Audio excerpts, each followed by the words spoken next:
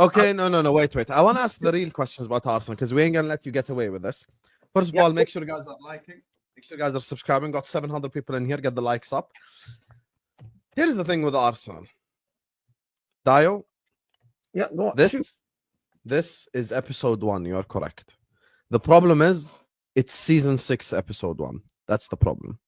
Now, me and you have had conversations where we completely agreed on Arsenal Football Club. Like literally like 90% agreement on Arsenal. 95% even, I'd say. So here's the thing that I want to say. The problem with why Arsenal should be more disappointed than Man United, in my opinion, regardless of result, is because for Arsenal, performance does matter because you don't need just results because it's not match week 30. It's match week 1. So you've got to win, and you've got to win in a way that is sustainable. I still remember when Lewis's club under Thomas Tuchel, after winning the Champions League in the first 2 months of the season, were considered to be part of the title race. It was supposed to be Chelsea, Liverpool, and City that season. But because their offensive performances were unsustainable and they couldn't carry it on for the rest of the season, they eventually fell away from us. And Liverpool and City created that separation. So performances do matter because if Arsenal play a certain way, they would get a lot more points across the season. What Roy Keane said for me is 100% facts. He said Liverpool and City in that game try to score the second, try to score the third, try to dominate. You get me? By the way, Liverpool did it last season. We went 1-0 up at Old Trafford. We didn't just sit on our ass. We went to score the second, score the third, 3-0. So Liverpool would have done that. City would have done that. Yesterday, and I'm actually going to defend Arsenal here. Yesterday, people were criticizing Gyökeres. I did as well as banter, but when we're talking serious football, you didn't create anything for Gyökeres. You literally created nothing for Gyökeres. Did you put Gyökeres through on goal? No. Did you give him a clear-cut chance? No. Did you create him a half chance? No. As a matter of fact, something opposite happened. Gyökeres created a chance for Martinelli. So I'm sat here going like, whoa.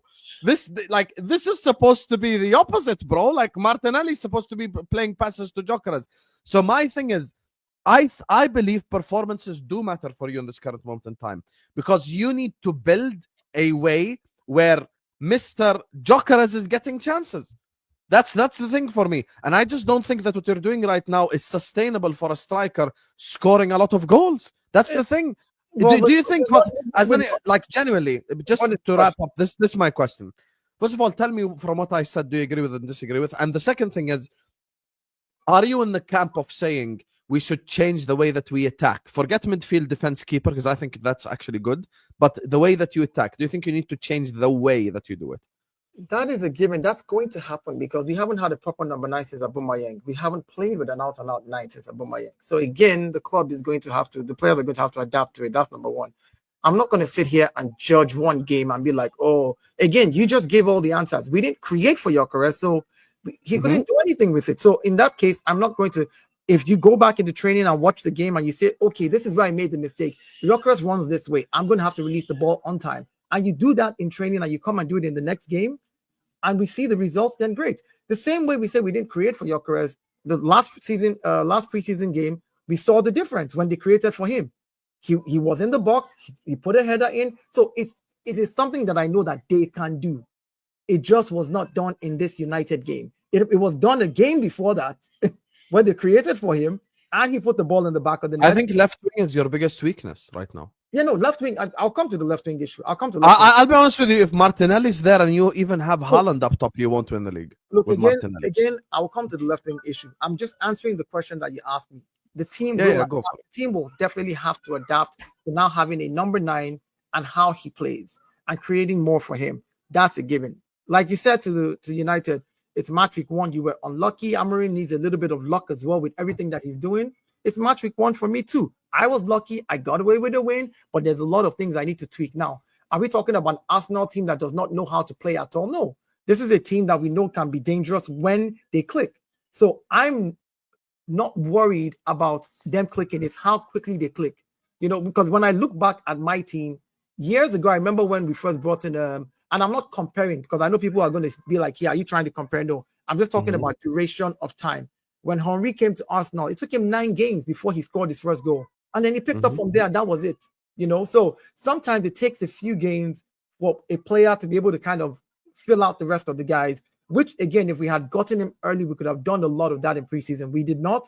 So we have to go with what we have right now, which is give him the 60 minutes, the 70 minutes. Let's see if the team is able to create for him more. If they're not, how do you create for him more? You need to change the style. That's why I said the style will change. Look, again, Mikel Arteta is the manager that I have seen change the style since 2022. 2022, we played a different way. 2023, 24, we played a different way. 24, 25, Arsenal played a different way. So now that has shown me that he's a manager that because he can change the way we play, should be able to change the way we play towards Victor Gyökeres. And that I expect him to do if he has any common sense. Isn't this mentality the reason why you didn't, like, you draw a lot of games last season because of this? Like, instead of killing off teams, last season we drew 14 games. Out of those 14 games, that's a lot of draws, brother. Hold on. Husam, you're right. We had 12 in the invincible season. Hold on, Husam, you're right. We drew 14 games. Out of those 14 games, 6 of them we played with 10 men in discipline. 6 of those 14 we played with 10 men. The remaining 8 of those games, we played 4 of them without the person who could create the most chances was Bukayo Saka. Like, realistically, that was the only person that made any sense last season. So you're looking at about 10 out of those 14 games where we genuinely were just useless. Again, from our own mistakes, our own indiscipline. So how do you change that? You keep telling the problem, which I agree with.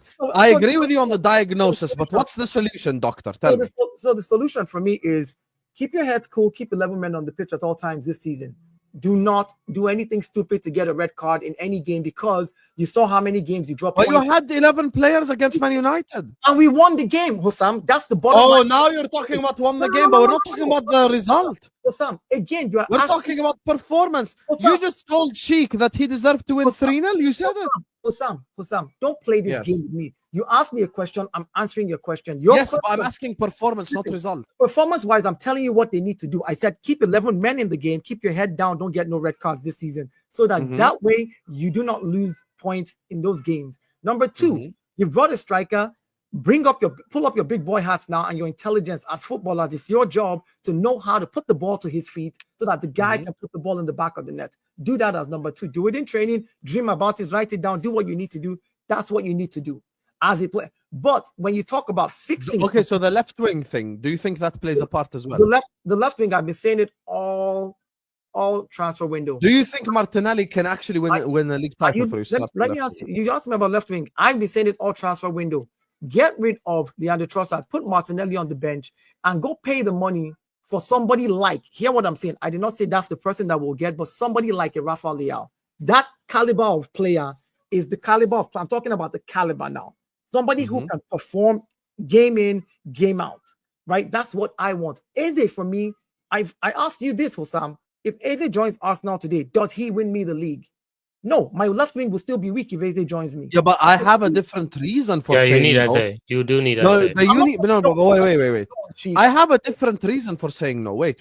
The reason for me saying no is who your manager is, not because of Eze himself. I actually think Eze is exactly what the doctor ordered, given who your current striker is. Because you have Gyökeres up top, Eze on the left, creativity. Saka on the right, creativity. Odegaard behind him, creativity. You actually now are creating chances for Gyökeres. I think if Eze becomes an Arsenal player, he'll create triangles with Odegaard and Gyökeres. He'll create triangles with the strikers. And the other side as well, you can see spaces being freed up to Saka. Eze roasted Chelsea, by the way. Like, that's an unbelievable player. People act like Eze is like mid or something. Eze ain't mid. Eze is a very good player, by the way. Here's what I'm saying. I'm going to break it down the way I understand it on my own level, which is very, very, very small. I don't have the highest education, so I'll do it this way for you. Don't be modest. No. I want him to understand where I'm coming from. I look at my squad, right? I look at my squad and I look at last season and the things that killed us. We didn't have a striker, number 1. Number 2, our squad depth. We didn't have man for man in a position to be able to help. Problem solved, both of them. No, hold on. So now in all of that, we solved goalkeeper. Kepa is decent enough to come in and do a job if Raya is injured. Left back, right back, center back, full backs. We have people that can do a job. Midfield, we still have the Italian Neres. We have the Mikel Marinos. We have people that can do a job, right?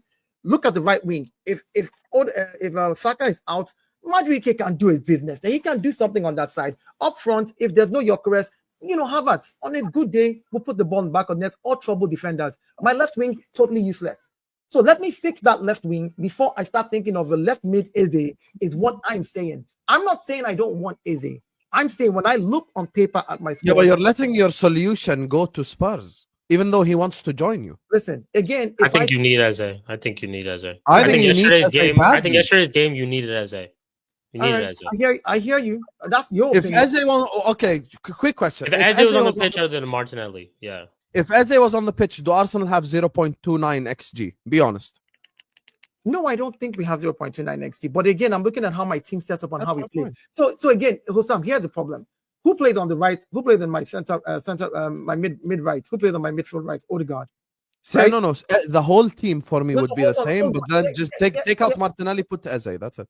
Again, so again, the Mhm. position that Eze would probably. I'm just letting you know how we play and where they would want to play him, because you are just saying put Eze on the left wing. He plays No, on but Dayo, you said it right I think you're earlier. being too technical with it. No, but Dayo, you were on point when you said it earlier when you brought up all the examples of Arteta adapting, right? If you were to get an Eze, he would adapt and create a system that would get the best out of him being on that pitch in addition to what you already have. You know what? Because this season is for me, for Arteta, is win or bust. I would not even want to risk him trying to readapt somebody there. Get me an out and out left winger who you know can perform. Do you understand what I'm saying? Like, so you have no excuses to tell me, oh, Eze needed 10 games to play on that left wing for him to adapt to Gyökeres.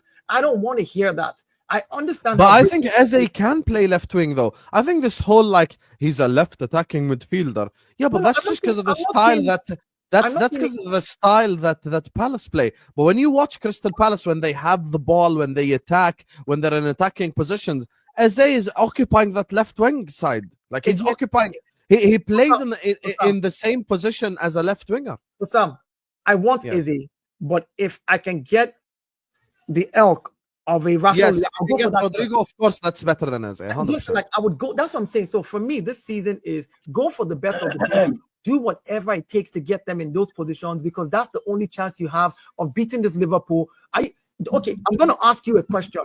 Eze joins Arsenal today. Are we now the favorites to win the league? No, because Arteta's your manager, not because of Eze. Hold on. Rodrigo. If you sign Rodrigo, are you favorites? No, because Arteta's your manager. There you go. No problem. So Husam, then why are we having the Eze conversation? If you're saying Arteta is the problem, then there's no point in talking about it. Because it increases your chances. Because it increases your chances. So let's say, wait, I'll answer. So I think Liverpool have the biggest chance of winning the league. City second, Arsenal third. Okay, no problem. Guess what? Now your chances are increased. So if Liverpool do have a bad season, if Liverpool do have a bad season, you're there. So it increases your chances. But it's also just going based off of what we've just seen in this game. You could use someone like that. Which increases my chances more? The elk of a Rafael Leao or Rodrigo. That elk. I'm not saying themselves, but that elk player or Eze. Yeah, but I've already agreed with that. I don't get why you're acting like I disagree. No, I don't. Which is why I'm saying that's what I would. When you asked me about the left side, I said that's what I would go put in first. I would try to fix that first before I fix the Eze thing. If Eze is going to go to Tottenham and it's not going to happen until the last day of the window, all is fair in love and war. I will just go for the top of what I need to get to fix the position. Because again, right now, if Trossard leaves, Eze was working for you all summer long, and then you go and you let him go. You were linked with Eze the whole time. Honestly. It looks like that deal. You let him go to your biggest rivals, bro. Come on, man. Eze is going to be a good addition for them. Madison's injured right now. He's going to be a good addition for them. In an ideal world, I would take Eze and the left winger. Again, my left wing is depleted. I don't have one. And if something happens to Eze in the season, if he gets knocked out for 3 games, then I'm screwed on that position. You have one. You have one. I was watching your left winger. He was trying to do his Richarlison impression. That was pretty adorable. So my point is, Eze doesn't fix the left wing because so what if Rafael Leao joins and he gets knocked? I've seen better in the MLS, bro. I'm just saying. You're talking about I don't have a left winger. That's my highlight. How about you hijack the Garnacho deal? No. Forget that guy, man. Forget that guy. That's your problem, Lewis. Garnacho belongs to you. I know, because you put him on the fucking thumbnail every week. Garnacho belongs to you. Lewis, I told you I'll take 30 million. 30 million is cool for me, man. But your club won't, so we're just dragging this. Leave us alone. Man. Look, it'll be very interesting. I think even next week. Look, I'm gonna just say one thing. It's away at Old Trafford and blah blah blah. We get that part, but let me tell you something right now. You do this bullshit at home to Leeds next week, bro. I'm gonna call it out even more. That's all I'm saying. Anyway, big up to all you guys, please. Real quick. I expect us to thump Leeds at home. You have to. You have to. Not just expect. You have to. Have to. Whatever however you want to phrase it, I expect us to go in there and just I'm literally going to be drinking coffee. I'm watching the match with one eye. I'm probably playing the game because I just want to finish 90 minutes and look at the scoreline and be like, yes, done.